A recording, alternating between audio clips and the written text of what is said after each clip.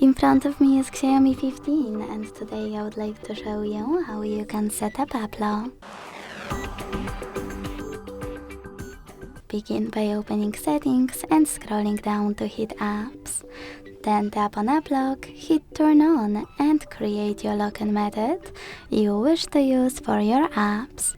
Tap on change password to pick one of those options and then create it. Repeat it to confirm it. Hit next. Tap on sign in and add or click on not now.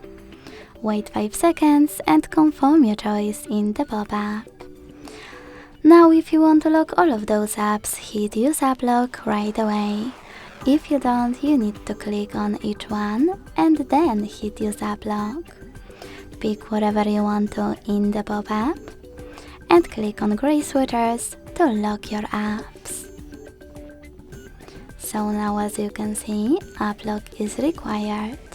To disable it, go into the same settings, enter app lock and click on blue switches. Thanks so much for watching. If you enjoyed this video, leave a like, comment and subscribe. Bye!